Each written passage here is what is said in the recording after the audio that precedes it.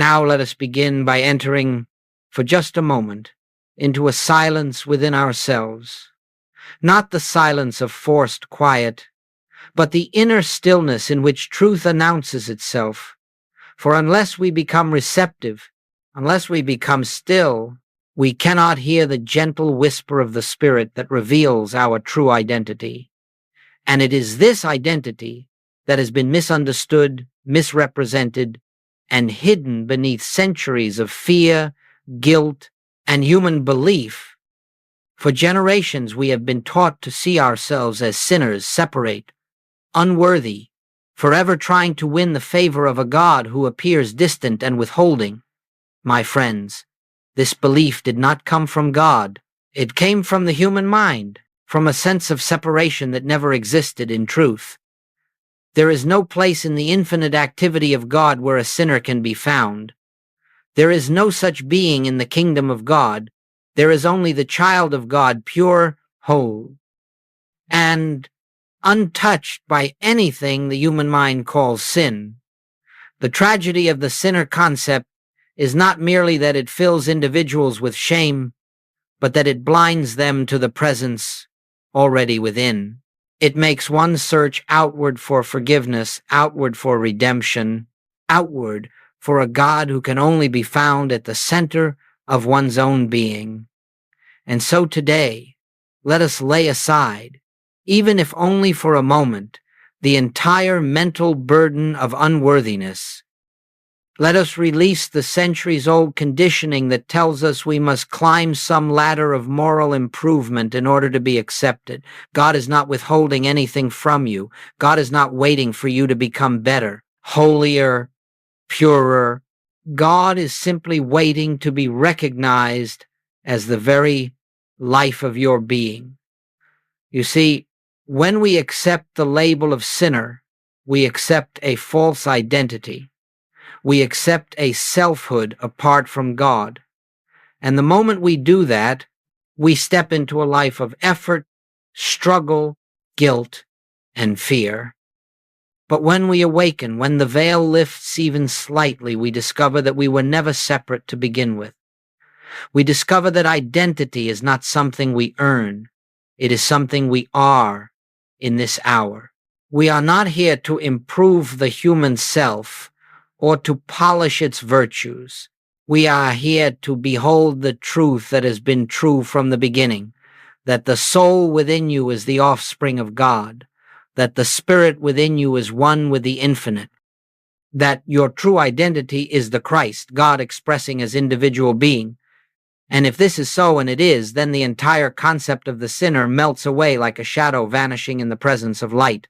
So today, I invite you into a new way of seeing, not self-condemnation, not striving, not pleading with a God you believe is distant, but quiet recognition that the same Spirit that animated the life of Jesus, the same presence that formed the worlds, the same love that sustains all creation. This is the very essence of your being.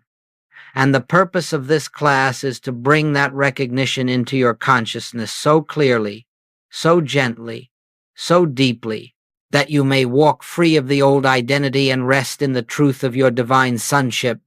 Let us move more deeply now into this great truth, for unless we understand the nature of the lie, we cannot awaken to the nature of the self. The entire burden of human experience rests upon one fundamental misconception, the belief that we exist as beings separate and apart from God. This belief is the foundation of the so-called sinner identity, but it is also the root of every fear, every limitation, every discord that has ever appeared in our lives.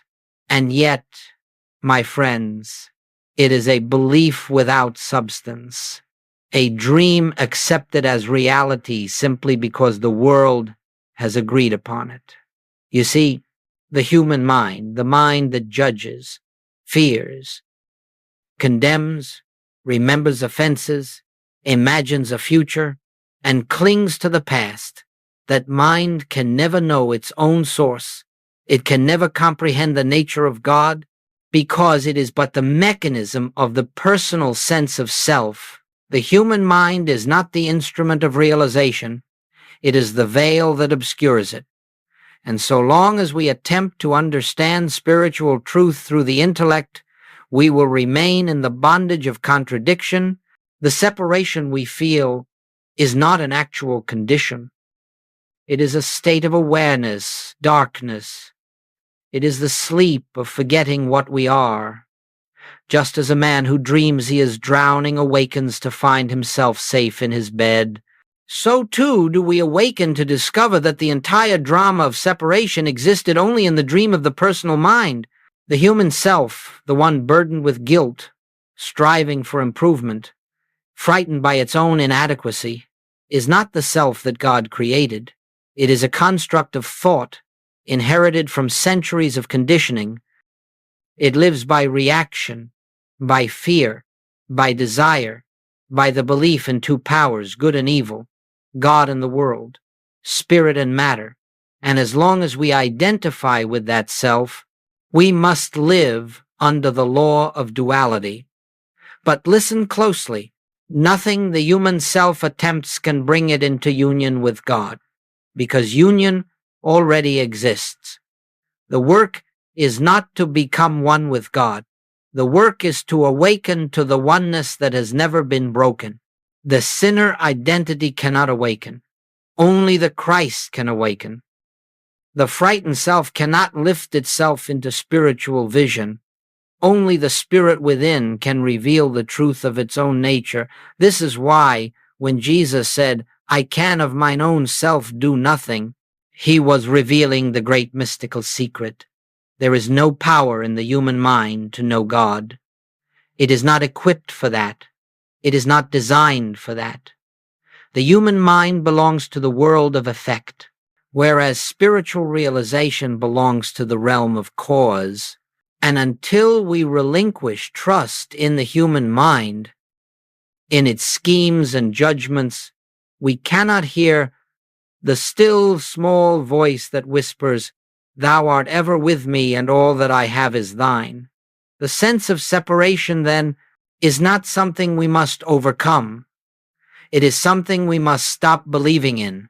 It is the acceptance of a false identity that must fall away not by effort, but by recognition. When we see that the sinner self is nothing more than a misperception, we begin to sense another presence behind the mask, a deeper life flowing beneath the thoughts, a quiet eye that has never been afraid, never been guilty, never been apart. In this recognition, the entire structure of separation crumbles. And as it crumbles, a new light begins to dawn, the light of spirit, the awareness of oneness, the realization that God has never been distant and you have never been other than the expression of his own being. There comes a moment in the life of every earnest seeker, a moment that is not announced by trumpets nor accompanied by any outward sign, when something within begins to loosen its grip upon the old identity. Perhaps it arrives in a moment of weariness, perhaps through deep silence, perhaps in the midst of great difficulty. But however it comes, it is unmistakable. It is the dawning realization that the personal self, with all its striving and struggling, has never been the real doer of anything. And when this dawns, even faintly, a profound turning takes place in consciousness. It is here that we begin to see the bankruptcy of human effort, not because effort is morally wrong, but because it is spiritually useless.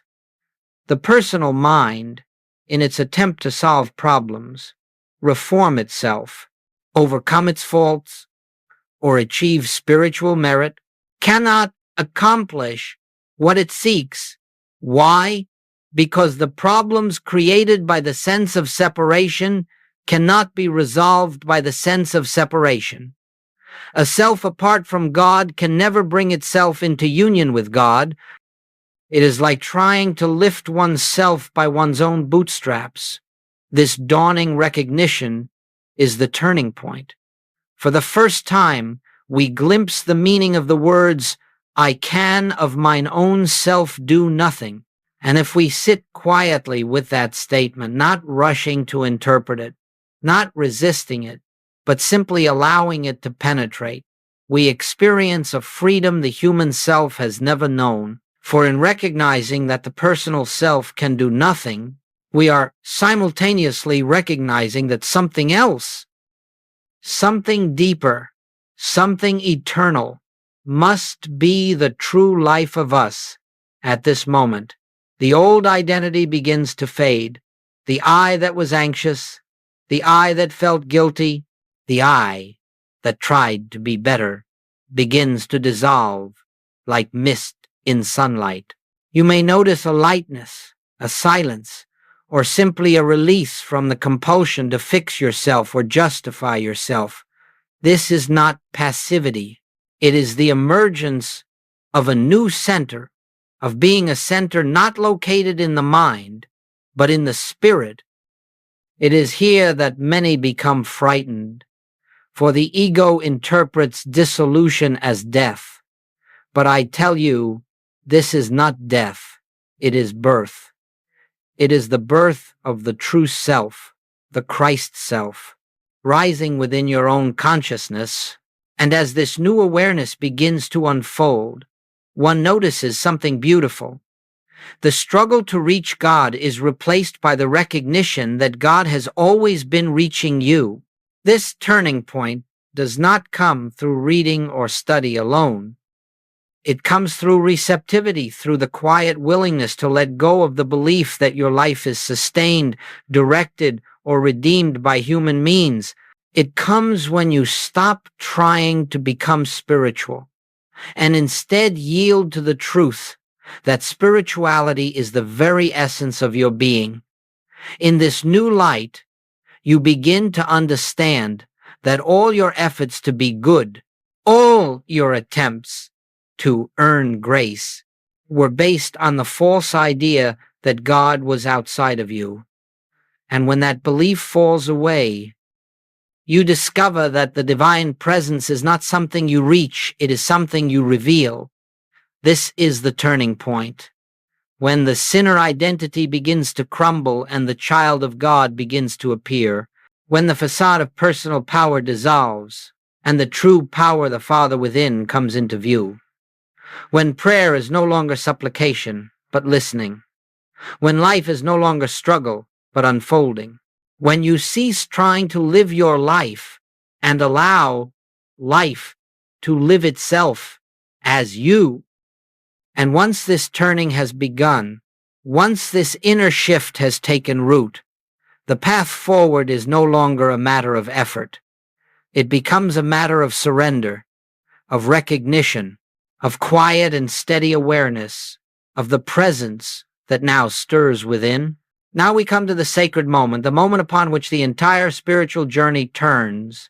For once the personal sense of identity loosens its hold, even slightly, something wholly new begins to reveal itself, not through human thought, not through imagination, not through mental effort, but through the quiet operation of grace. It is the revelation of the Christ identity as your very self. And I tell you, nothing in the outer world can compare to this recognition. No achievement, no attainment, no human joy approaches the wonder of discovering who you truly are. Let us understand what takes place here. We are not discovering a new self. We are not receiving a new nature. We are simply awakening to what has always been the truth of our being. The Christ identity is not an attainment, it is a revelation. It is the uncovering of that which has forever existed at the core of our being, hidden only by the belief that we were something else. The Christ is not a person. Do not make that mistake. The Christ is the divine consciousness individualized as you. It is the light that was in the beginning, the presence that speaks through the silence, the life that animates every living soul. When we speak of the Christ, we speak not of someone who walked the hills of Galilee 2,000 years ago, but of the eternal I that has been alive in you since before time. And it is this I, this spiritual I, that begins to make itself known. When the personal I grows quiet, you will not hear it with physical ears, nor will you see it with physical eyes. You will feel it as a presence. You will sense it as a depth. You will recognize it as the essence of your being that has never been frightened, never been guilty, never been wounded, never been separate. In this holy revelation, something astonishing happens. You begin to see that the self you feared, the self you condemned, the self you struggled to improve, was never the self that God created. It was a shadow, a mistaken identity. And as the Christ identity dawns, the shadow dissolves. No battle is needed. No struggle is required. The sunlight does not fight the darkness. It simply shines, and darkness cannot remain. When this recognition begins to unfold, life takes on a new meaning. You feel a presence going before you. You sense a wisdom, not your own, directing your steps. You notice a peace that does not arise from circumstances, but from the deep realization that you are no longer living as a separate, struggling, frightened being. You are living as the transparency through which the divine love reveals itself. The revelation is not dramatic. It is not emotional. It is quiet. It is gentle. It is felt as a subtle shift in the inner atmosphere, a soft recognition. Ah, I am not what I thought I was. There is something within me that is eternal. There is something within me that is divine. And as this awareness grows, you begin to understand the words, "Before Abraham was, I am." You begin to see that your true identity is not born of flesh nor shaped by human experience. It is not subject to age, to time, to disease, or to limitation. It is the eternal expression of the infinite pure spirit, unchanging and undivided. This is why Goldsmith taught that healing, supply, peace, harmony, these are not demonstrations you achieve. They are the natural unfoldments of recognizing your true identity. When you know yourself as the Christ, you stop feeling needy. You stop begging. You stop fearing. You stop asking for life to be different. Instead, life begins to reveal itself from within through the activity of the presence that has taken its rightful place at the center of your awareness. In this revelation, prayer becomes listening, healing becomes seeing, living becomes abiding. You are no longer a sinner reaching for God. You are the child of God through whom God expresses. You are the instrument through which love reveals its own infinite nature. And the more you rest in this recognition, the more the Christ lives your life for you. This is the turning of water into wine, the transformation of human selfhood into spiritual identity. It is the moment in which your entire life begins to unfold from within, through grace, rather than from without, through effort. And from here forward, everything changes, not because you have changed yourself, but because you have awakened to the self that never needed changing. When the revelation of your true identity begins to take form within you, something subtle but profound occurs. Life itself changes, not because the world has altered, but because you are no longer approaching it from the standpoint of a separate self. You are no longer meeting experience as a sinner in need of forgiveness, nor as a struggler battling conditions, nor as a mind attempting to manipulate circumstances. You begin to live as one who knows, perhaps only faintly at first, yet unmistakably, that you are the child of God, the offspring of the infinite, the expression of a presence that cannot be wounded, diminished, or deprived. This shift does not take place with fanfare. It does not announce itself outwardly, but something inwardly settles, something relaxes, something that has been tense for years, sometimes for lifetimes, begins to loosen. The burden of self-improvement lifts, the strain of proving yourself fades, the fear of punishment dissolves. For in the awareness of sonship, you realize that there is nothing to atone for, nothing to earn, nothing to fix. You begin to understand that the entire drama of guilt and redemption belongs only to the realm of the personal mind, and that the spirit within you has never participated in it. Now observe the changes that follow. Where once relationships were fraught with fear, sensitivity, and conflict, a new gentleness emerges. You begin to see others not as struggling sinners, not as threats, not as sources of harm or disappointment, but as fellow expressions of the same divine life. You cannot hold resentment while recognizing the Christ in another. You cannot fear those in whom you see the presence. And so, without effort, forgiveness arises not as an act of the will, but as the natural fragrance of recognizing the truth in your affairs. 2. Transformation begins. Supply, which once seemed dependent on effort, strategy, or struggle, takes on a different character. It begins to unfold as spiritual provision, coming from directions you could not have imagined, arriving without strain, maintaining itself without anxiety. Why? Because the child of God lives by grace. And grace does not depend on human merit or human planning. Grace is the natural outflow of oneness with the infinite source. Likewise, the body responds to this shift when you no longer identify as a guilty, fearful, condemned being. The tensions that produce illness begin to dissolve. Healing does not come as a miracle performed upon you or as a reward for faith.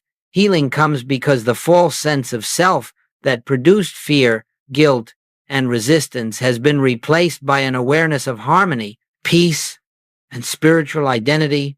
The body becomes an instrument of expression, not a battlefield of conflict.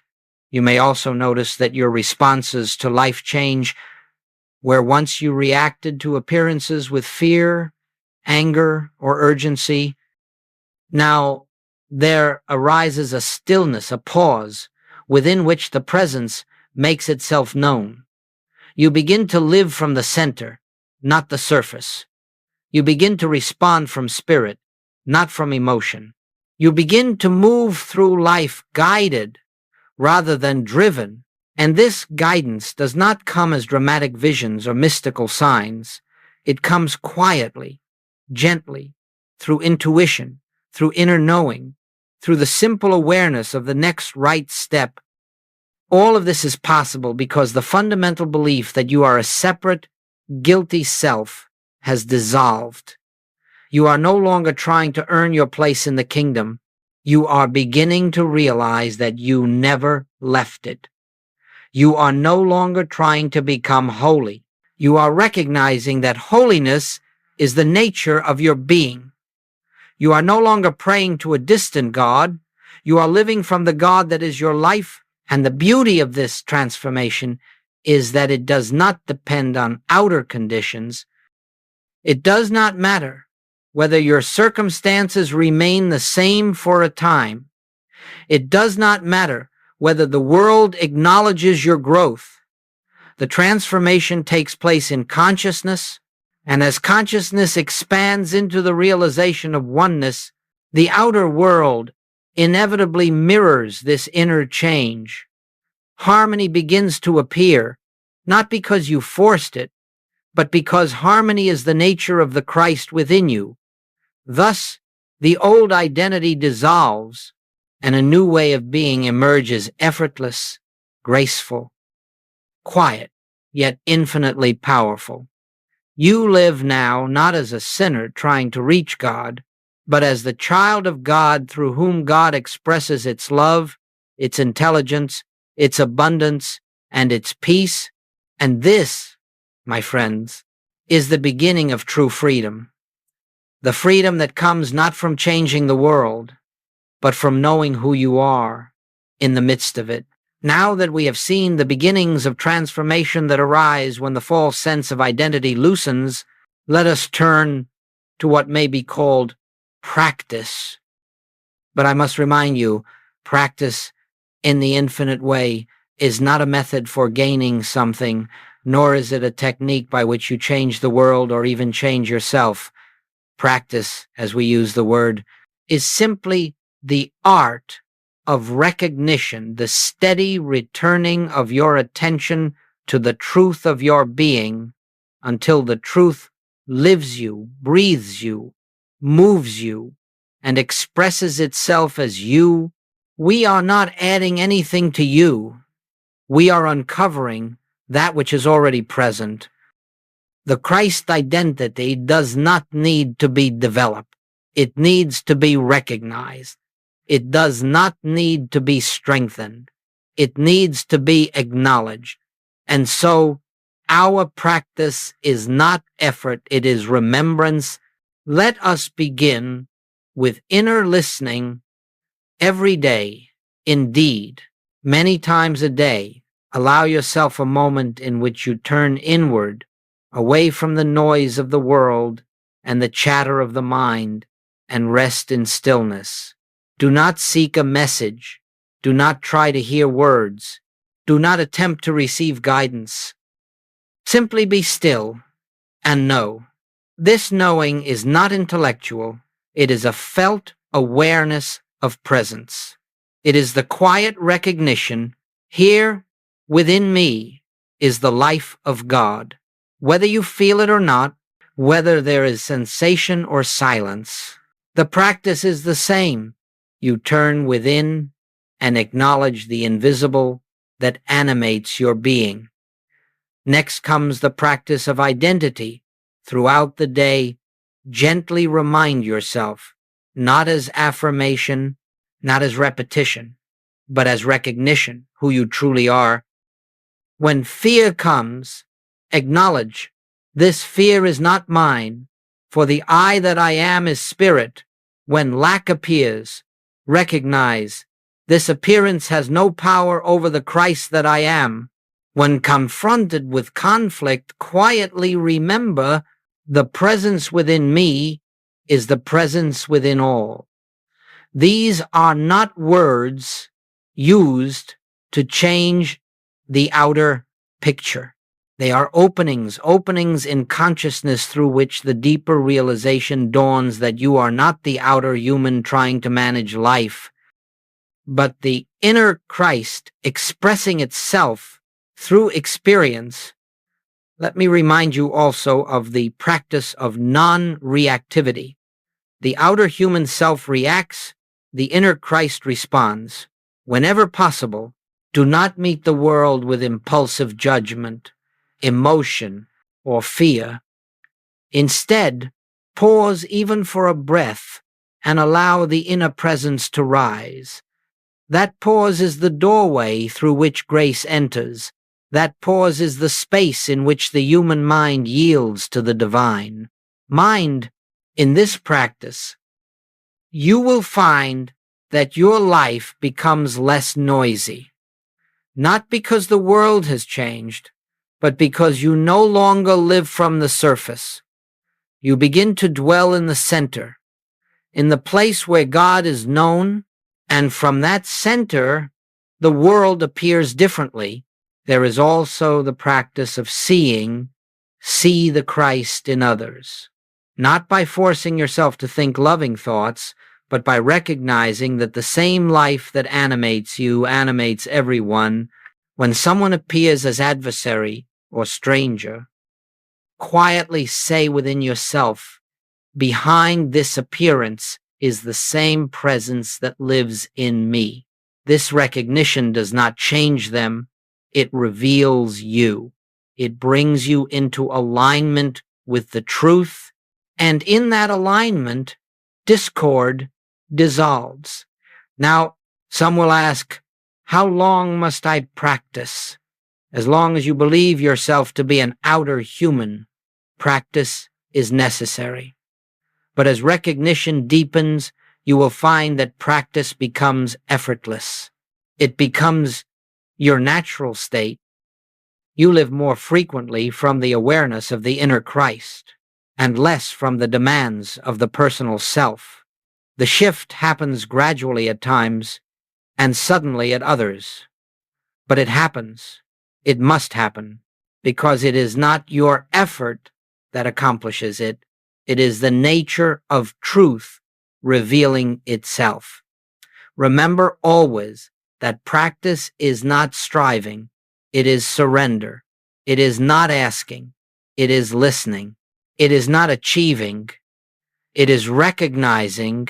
And as you continue in this gentle remembrance, the Christ identity will begin to shine through you, not as something you do, but as what you are. As this inner practice becomes natural, as you return again and again to the quiet recognition of the presence within, something deeper begins to occur, something that cannot be forced, cannot be hurried, and cannot be achieved by any human effort.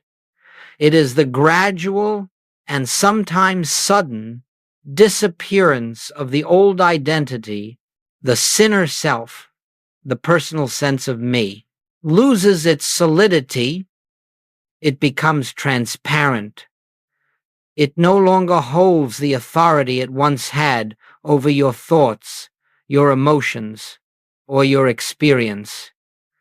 In this deepening, the belief that you are a separate, struggling being fades like the echo of a dream you no longer quite remember. This is not an experience of dramatic visions or emotional intensity. It is rather a quiet realization that the one you thought you were, the one you tried to improve, defend, justify, correct, or condemn has no real substance. You begin to see that the personal self was never the self at all. It was merely a mistaken belief, a shadow formed by ignorance. The moment this is seen, even faintly, the shadow begins to vanish not by battle, not by prayer for deliverance, but by the simple dawning of light. It is here that many students ask, what do I do when old patterns return? What do I do when fear resurfaces, or when old emotions arise? And the answer is beautifully simple. Do nothing. Do not fight them. Do not push them away. Do not claim them as your own. For they do not arise in the Christ.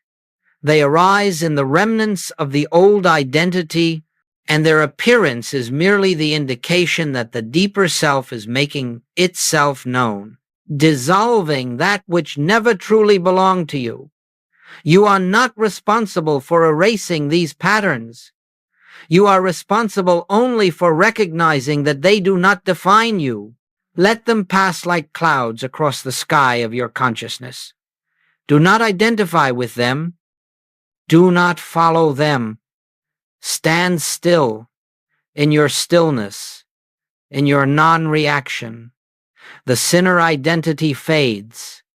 As this process continues, something even more beautiful occurs.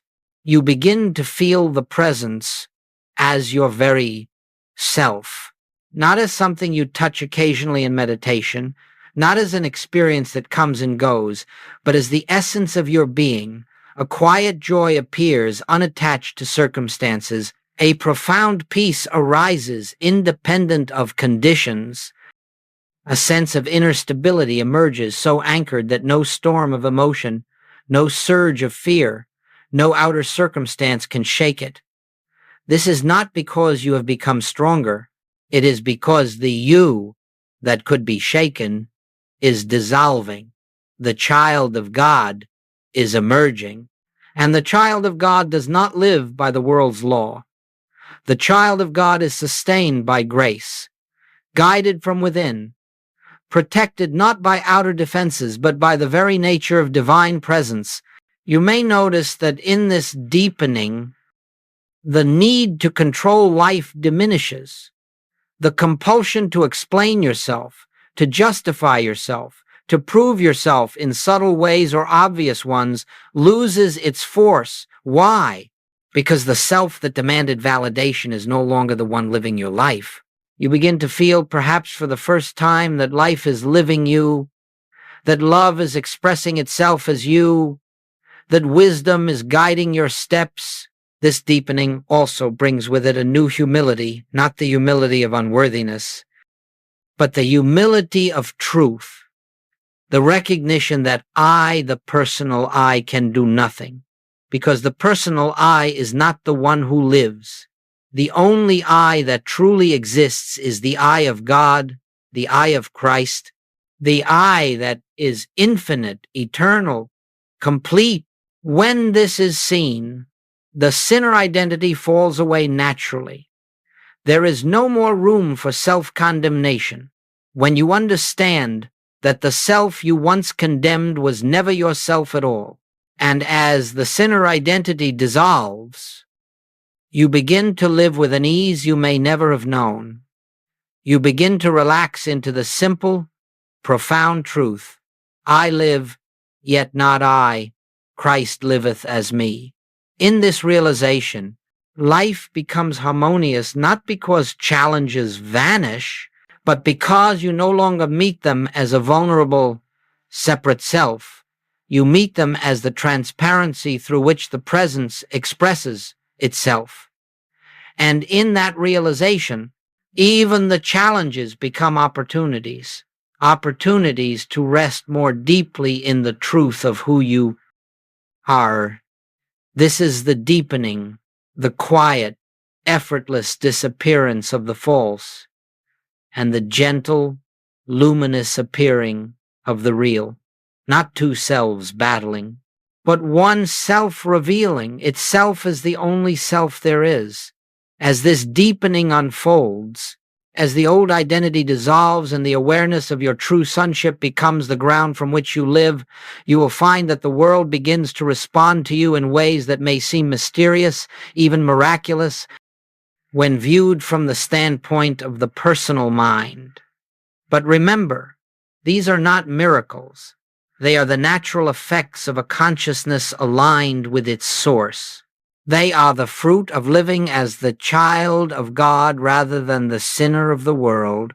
When you live as God's child, something happens without your saying a word. You carry an atmosphere with you. You may not feel it, but others will. Your presence will begin to soften hardened attitudes, calm troubled hearts, and dissolve discord simply because the presence within you is active, and the world responds to that presence, even if it does not understand it. People will say, I feel peaceful when you're near, or I don't know why, but I can talk to you. And they will not realize that they are responding not to your personality, but to the Christ, shining through your transparency in your relationships. You will notice that conflict begins to lose its hold. Arguments that once ignited easily now dissipate before they take form. Why? Because resistance can find nothing in you to cling to. The Christ in you does not react, does not defend, does not retaliate, and without reaction, conflict has no life. The sinner identity always resisted. The child of God simply sees, beholds, forgives, and understands. And in that non-resistance, harmony blossoms where discord once grew. In your work or daily activities, you will discover that opportunities arise without your seeking them. People are drawn to the peace you radiate. They sense integrity, wisdom, stability, not as traits of human character, but as the quiet fruits of a consciousness grounded in spirit.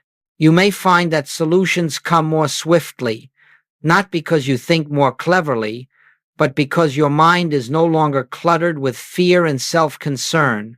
Intuition flows, guidance appears, and actions unfold with grace. This is the activity of the presence, not the effort of the human mind. Even your environment responds. You may walk into rooms where tension dominates and feel the atmosphere shift without your uttering a word. Animals, children, and sensitive souls feel at ease near you because they respond instinctively to the inner peace that radiates from you. You will see that the world does not change because you try to change it. It changes because you are no longer meeting it through the lens of a separate identity.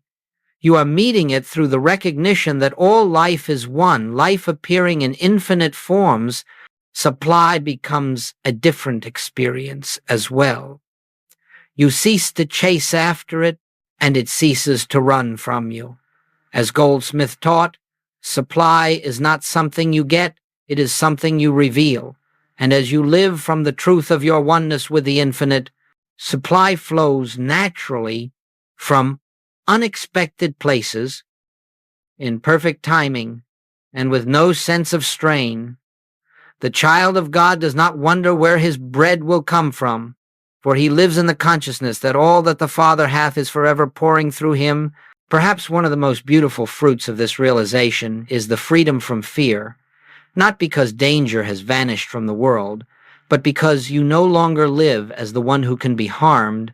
You know that you are the life of God, expressing itself, and in that realization, fear loses its power. You walk in the world with a quiet confidence, not arrogance, not bravado, but the calm assurance that you are upheld by an invisible presence that goes before you, prepares the way, and surrounds you. And what shall we say of the effect on those around you? They will not always understand what has changed, but they will sense that something in you blesses them. They may come to you for comfort without knowing why. They may ask for counsel without realizing that they are seeking not your wisdom but the presence that speaks through you. You become, without intention, a beacon, a light not of your own making, but of God shining through, a consciousness that no longer blocks it. This is why Goldsmith often said that the greatest service you can render the world is the transformation of your own consciousness. When you live as the child of God, your very presence becomes a healing influence. You uplift without speaking. You calm without effort. You heal without trying, for you have ceased to live as a separate self, and the world responds to the Christ as naturally as flowers turn toward light. This is the fruit of sonship, not a reward, not a prize, but the inevitable expression of a consciousness that knows its source. And as this fruit appears in your life, you will understand deeply, silently, that God's child is not something you became, it is what you have always been. And the world is simply recognizing what has at last been revealed. And now, as we come to the close of this time together, let us rest again in the simplicity of truth, not the truth that the human mind seeks, not the truth that is argued about or defended, but the truth that is felt in the quiet depths of one's being, the truth that dissolves all fear, all guilt, all sense of separation. It is the truth of who you are, the truth of who you have always been, the child of God, the living expression of the infinite, the embodiment of a presence that cannot be tarnished, diminished, or lost. All that has been said here today is not given for the purpose of acquiring knowledge. It is given so that something within you may awaken, something that has slept beneath years of conditioning and centuries of inherited belief. You do not need to become spiritual, for spirituality is the essence of your being. You do not need to reach God, for God is the life that breathes you. You do not need to purify yourself, for the self that God created needs no purification. What is needed is only recognition, gentle, steady, quiet recognition of the presence that has never left you. Let this truth take root. There is no sinner sitting here. There never has been. There has been only a mistaken identity, a false concept, a shadow formed by ignorance of one's source. But shadows have no substance. The moment you turn toward the light, the shadows dissolve of themselves, and so it is with the sinner identity. It falls away the instant you recognize that your true identity is the Christ of God, eternal, whole, complete. From this day forward, allow self-condemnation to have no place in your consciousness. You cannot condemn a shadow and make it real. You cannot condemn yourself without condemning an illusion. Instead, behold yourself as God beholds you, pure, innocent, one with the Father, inseparable from the source of all being. Every time the old voice arises, I am unworthy, I have failed, I am separate, meet it with a quiet truth. That is not I am the Christ, the child of the living God. Not with force, not with insistence, but with simple recognition. Let this recognition become your resting place. Let it become the home to which you return in moments of silence, in moments of fear, in moments of joy, in moments of doubt. For the presence within you is not intermittent, it is constant. It does not come and go, your awareness of. It comes and goes, and as you abide more frequently in this awareness, you will find that life takes on an entirely new character, lighter, more peaceful, not because you have changed the world, but because you have awakened to the truth of the self that walks through it. Now let us enter, for these last moments, into a deep inner quiet, a silence in which all striving ceases and only being remains. Let us rest in the consciousness that God is the life of us, the mind of us, the soul of us, and as this truth settles into our awareness, let us feel the burden lift, the fear dissolve, the old identity fall away. For in this stillness, the Christ stands revealed, not as something separate from you, but as the very essence of your being. Carry this awareness with you. Let it be the invisible mantle around your shoulders, the soft light in your heart, the steady foundation beneath your feet. Wherever you go, the presence goes. Whatever you do, the presence does. And as you live from this truth, you will find that your life becomes a quiet blessing to the world, not through effort, but through being. My friends, you have never been separate. You have never been alone. You have never been a sinner. You have always been and will forever be the beloved expression of the infinite. Rest in that truth, live in that truth, and let that truth live as you.